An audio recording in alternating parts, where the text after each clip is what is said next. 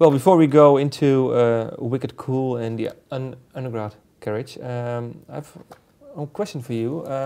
What do you rate as what single, or do you rate as the birth of rock and roll?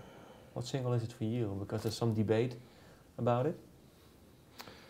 The birth of rock and roll. For you? Well, there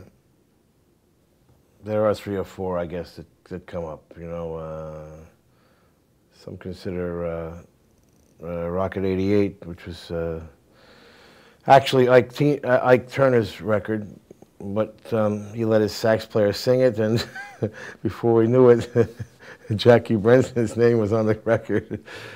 Ike was not too happy about that. You know, you could argue Fats Domino's, what was it called? The Fat Man, I think it was called, from 1949. You know, that's going back, because Rocket '88, I believe, was around 1951 or so. Right, yeah. You know, some of the doo-wop songs sometimes are considered, you know, the first. So somewhere in there, you know, between. So for you, there's not one definitive. I don't think so. I mean, for me, rock and roll began with Little Richard. You know, I mean, Little Richard to me embodied everything about rock and roll that we still enjoy. You know, it was very clear when he opened his mouth that he was communicating liberation.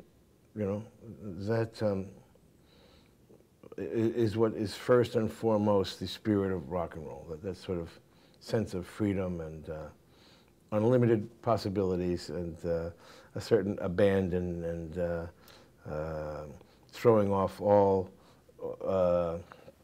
restraint, you know, social restraints, personal restraints, you know, just sort of freeing yourself.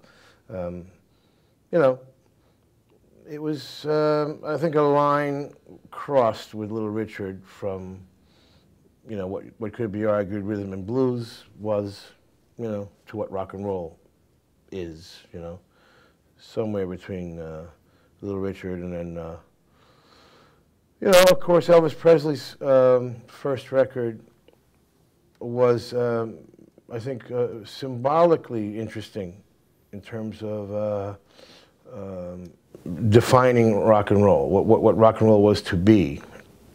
The A side being blues, the B side being a country record, you know, really,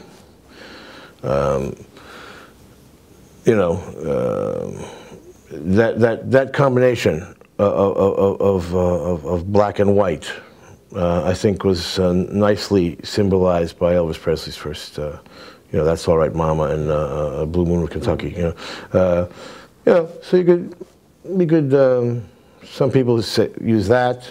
You know, I would go probably earlier than that, but somewhere in the somewhere in that period. You know. What was for you then? When were you first introduced to rock and roll? You still recall, because you were born in 1950? Yeah, as a kid, you know, I heard some songs. I started buying singles. I don't know, 10, 11 years old, maybe 12 years old. You know, Duke of Earl, Gene Chandler, Four Seasons, very big for me. Bristol Stomp by the Dovells. Tears on My Pillow, Little Anthony. That was a little earlier, I think, 1959 or so. You know, just started hearing these interesting songs.